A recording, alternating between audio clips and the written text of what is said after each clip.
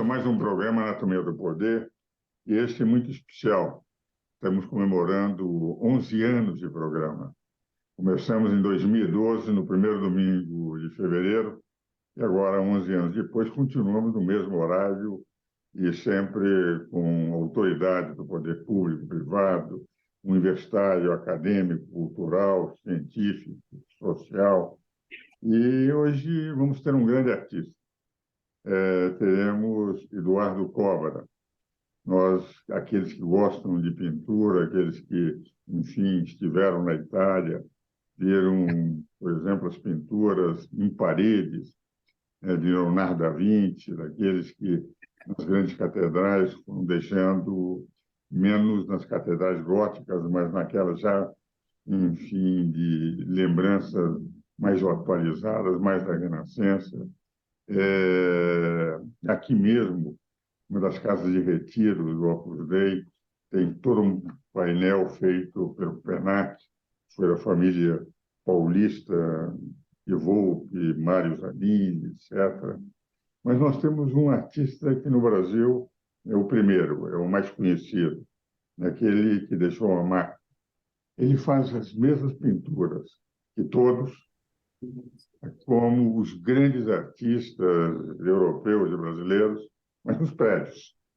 Evidentemente, com muito mais dificuldade em todos os grandes arranha-céus, que é Eduardo Cobra. É Eduardo Cobra que temos no nosso programa.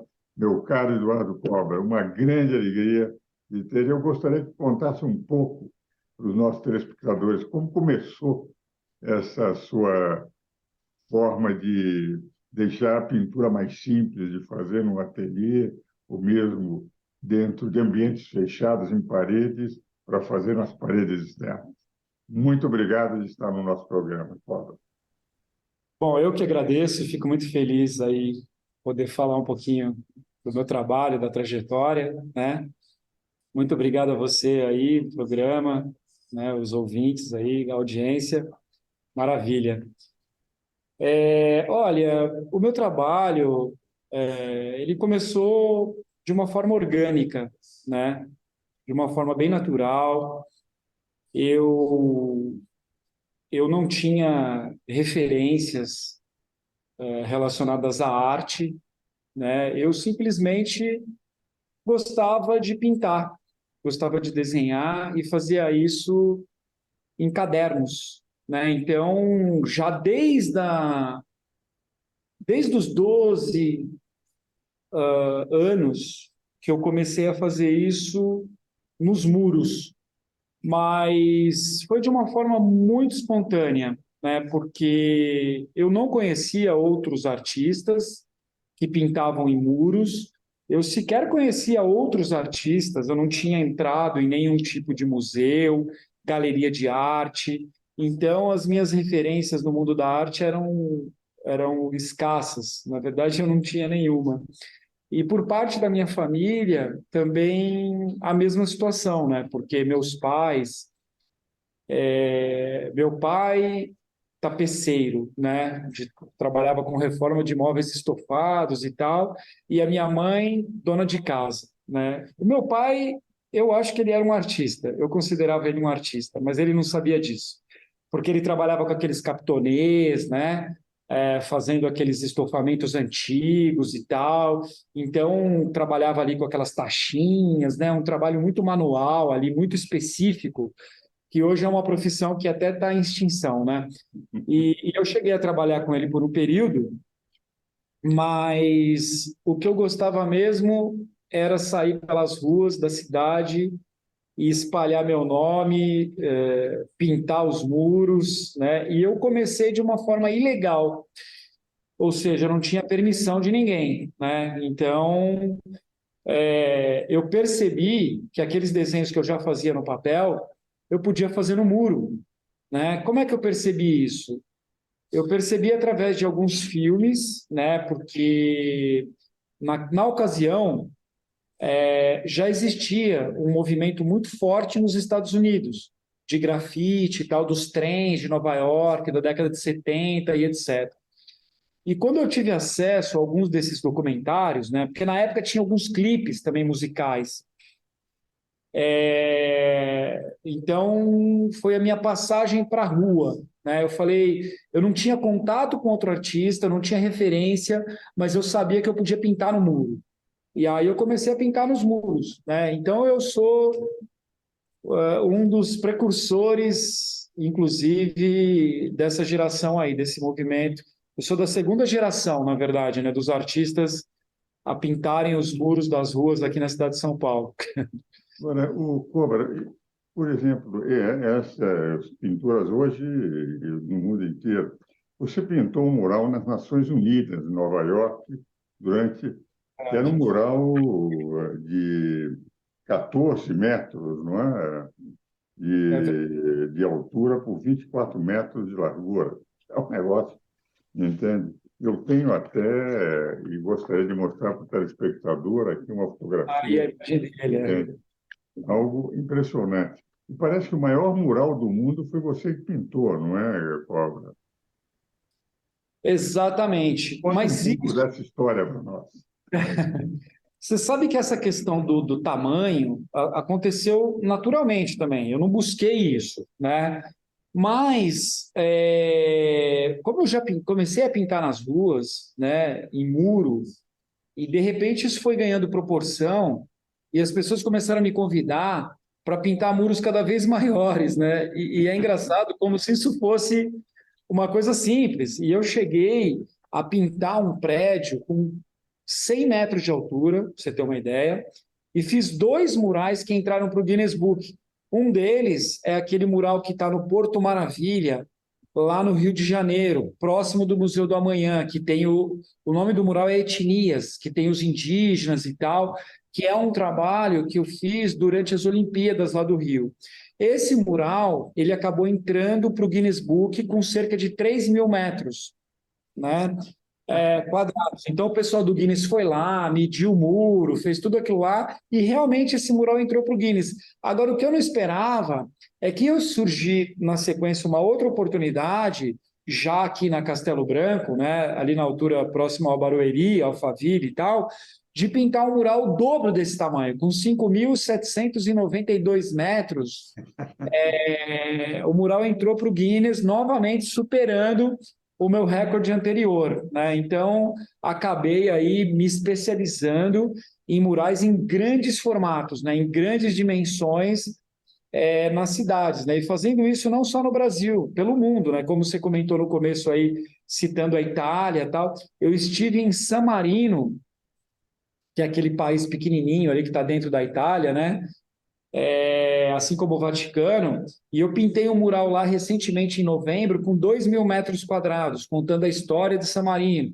Então, para todos os lugares por onde eu tenho ido, eu estou sempre fazendo murais em grande escala, né? Agora, você citou um dos trabalhos mais desafiadores da minha vida, né? Que eu sou um cara muito movido por desafios e tal, pela superação, né? Enfim, trabalhos realmente que mexem com essa questão, né? Quando falam, olha, isso aqui é muito difícil, é aí que eu me sinto motivado para tentar realizar aquele projeto, aquele trabalho. E esse da ONU foi muito especial, porque eu já venho tratando nas minhas obras, ao longo desses 35 anos, de temas que falam de paz, de tolerância, de racismo, de união dos povos, né, de sustentabilidade, de proteção do meio ambiente, dos animais, dos povos indígenas. São temas que eu venho tratando na minha obra. E, de repente, surgiu esse convite para pintar esse muro justamente na fachada da ONU, né? Porque são 193 países, foi um dos trabalhos mais complexos, porque a organização me convidou, né? A Missão Brasil na ONU acabou me convidando, né? Através da própria ONU, que informou essa possibilidade de pintar esse muro, que foi algo inédito na história. E aí eu comecei a trocar informações com eles, mas se transformou num assunto tão complexo, porque além das permissões da própria ONU, tinha as permissões da cidade de Nova York, né? Então se transformou em algo tão difícil que eles mesmos chegaram a duvidar que esse trabalho seria possível, né? Mas como eu sou um homem também de muita fé, eu, quando senti que o trabalho não ia mais acontecer, eu peguei o avião e fui para lá cuidar pessoalmente do assunto. E aí eu posso dizer aqui com toda tranquilidade que, milagrosamente, graças a Deus, esse trabalho acabou acontecendo, né? Então foi impressionante, porque alguns anos atrás, quando eu fui conhecer a ONU, eu passei na frente desse mesmo muro e vi esse muro, né? Porque eu sou um cara que passa olhando para as paredes, para os prédios e pensando, pô, como seria legal pintar esse muro? E quando eu vi esse muro na fachada da ONU, eu imaginei, né, pintar esse muro. Claro, eu pensei nisso, mas eu, ao mesmo tempo, imaginei, pô, isso é tão difícil, mas é impossível, que só aconteceria realmente se Deus quisesse, sabe? E, por incrível que pareça, depois eu acabei recebendo um convite lá da ONU para fazer uma exposição. Eu achei que fosse uma exposição, né? Mas quando eles me mostraram justamente esse mural que eu havia comentado que só mesmo um milagre, né? Então, por isso que eu tinha convicção que era algo de Deus e eu peguei, fui lá e deu certo. Não, isso é impressionante. Eu conheço, fui a convite do governo americano, eu esteve em 1981 lá. Eu diria o seguinte, então, Cobra, é você e o Portinari, porque lá É, no ONU há um quadro logo que começaram a ONU, depois da Segunda Guerra Mundial, o Portinari foi escolhido com o famoso quadro que está logo na entrada da ONU. Meu caro Collor, nós vamos agora para os nossos comerciais e voltamos para continuar falando sobre a sua obra.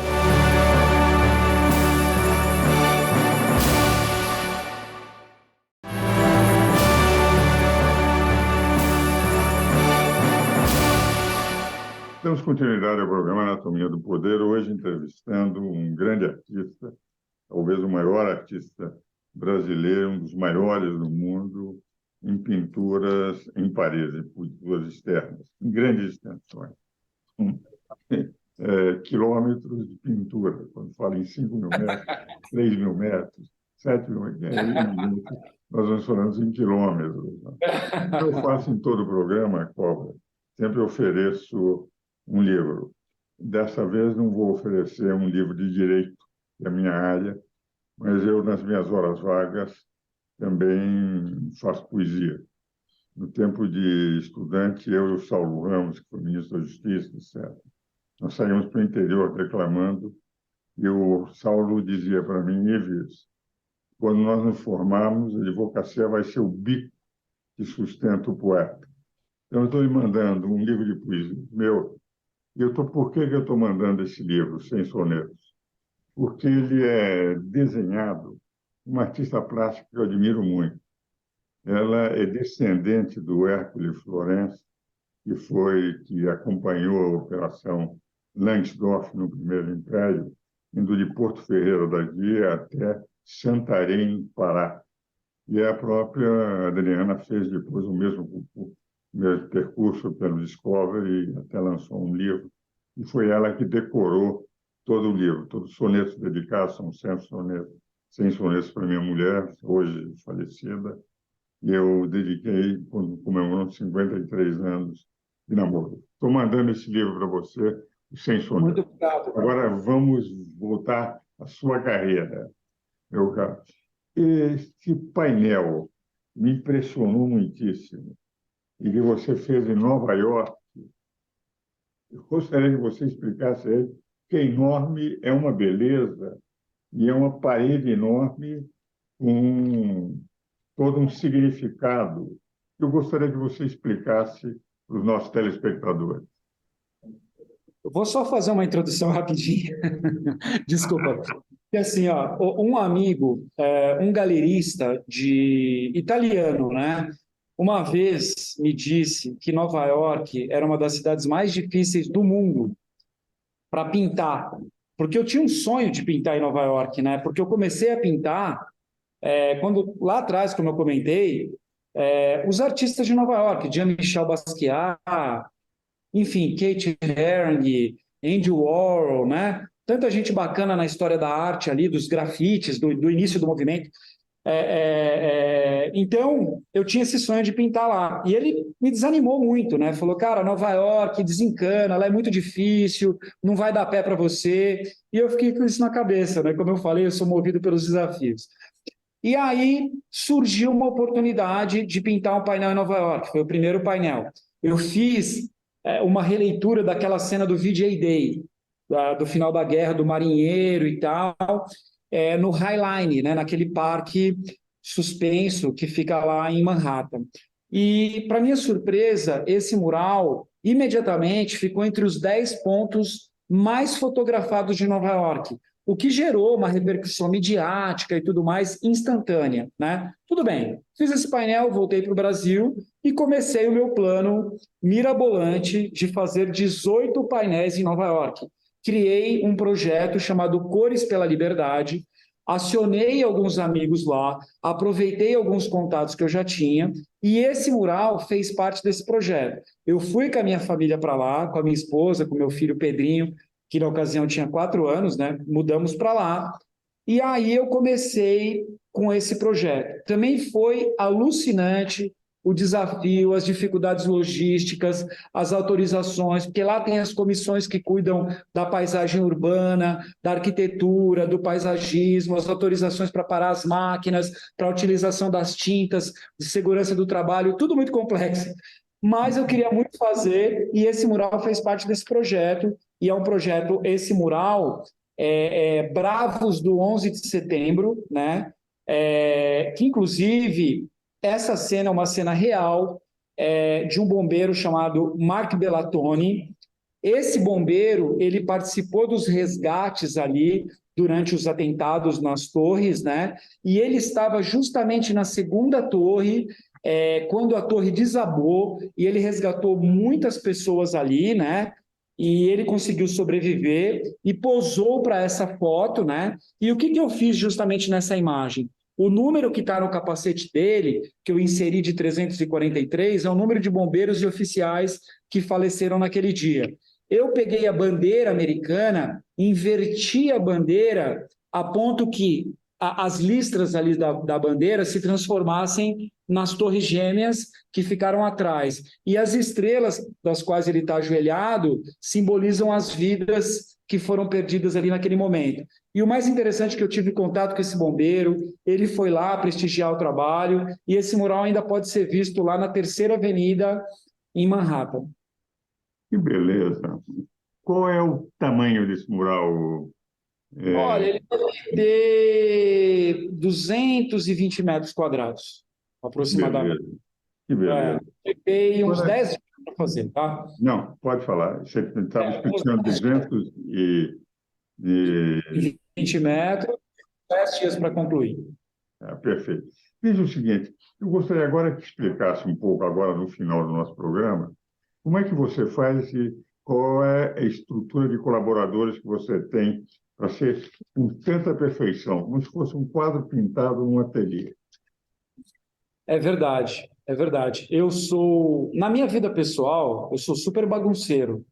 Na minha casa, no meu carro, mas no meu trabalho eu sou muito perfeccionista, né? Muito exigente e gosto sempre de fazer o meu melhor, sabe? Isso faz parte daquilo que eu sou. Então, todos os convites, e eu já pintei em mais de 30 países, né? Para mim é uma missão, é um legado também, né? Então, a partir do momento que eu recebo os convites, eu passo a pesquisar sobre a história do local e passo a fazer os layouts, né? Porque antes de pintar qualquer um desses desenhos, eu faço os projetos em menor escala, né? Agora, é claro, eu estou trabalhando hoje nos 5 continentes, né? Literalmente, nesse momento que eu falo contigo, eu tenho pelo menos 20 países diferentes dos quais eu estou negociando o trabalho. Em breve eu estou indo para a França, depois eu estou indo para a África, pintar num país chamado Benin, a convite do próprio presidente. Então, é um desafio realmente muito intenso, do qual eu tenho que contar com muitos colaboradores, claro, né? Então, eu tenho advogados que me ajudam com os contratos nacionais e internacionais, eu tenho intérpretes, porque é interessante, eu fiz cerca de 50 murais nos Estados Unidos, cheguei a morar lá, mas eu não sei falar inglês. Então, eu viajo no mundo inteiro sem saber falar inglês. É uma dificuldade que eu tenho. E aí eu preciso de pessoas para me ajudar, né? Aqui no meu escritório, onde eu estou falando com você agora, tem pelo menos 6 ou 7 pessoas que trabalham aqui, recebendo todos esses e-mails, né? Dos quais a gente faz um pré-atendimento, né? Eu também estou agora com um projeto muito especial, talvez o mais importante da minha vida, que é o meu instituto, né, que é o Instituto Cobra, que agora em dezembro saiu toda a documentação, então a gente também está com uma frente trabalhando com isso, né? Agora, especificamente na produção, na pintura, tem 2 meninos que trabalham comigo há mais de 15 anos, um deles está há 20 anos, que é o Aguinaldo, e outro é o Marcos, que está há 18 anos comigo, então, principalmente o Aguinaldo está sempre em todas as viagens comigo, ao redor do mundo, né? Então, é um menino muito capaz, muito bacana. Eu tive a felicidade de conhecê-los, né? A minha esposa também, que eu estou com ela há 17 anos, ela também trabalha aqui no meu escritório. Se não fosse ela, provavelmente eu não estaria nem nessa entrevista aqui contigo e não teria pintado 10% desses painéis que eu pintei pelo mundo. Ela que administra tudo aqui. Então, assim, é uma maravilha, é um grande privilégio que eu tenho, é uma bênção de Deus, é um legado, e eu trato isso com muita seriedade, com muita responsabilidade, porque, afinal de contas, eu estou levando o nome do Brasil por todo o mundo, né? Isso é uma coisa espetacular, tanto que em todos os murais que eu faço pelo mundo, eu coloco a minha assinatura e logo abaixo eu coloco ali a bandeira do Brasil, que é o orgulho, né? Então, vamos manter sempre isso. Meu caro Paulo, nós estamos encerrando o programa, mas eu queria trazer 2 considerações que me alegraram muito nesse programa. Primeiro, o que você demonstrou de amor à sua esposa. Nosso canal aqui na família, da Rede Vida, nós chamamos do canal da família. E vale dizer, nós damos um valor muito grande. Eu mesmo fui casado há 62 anos, namorei 67 anos com a minha mulher. O livro que você vai receber é de 100 sonetos dedicados a ela.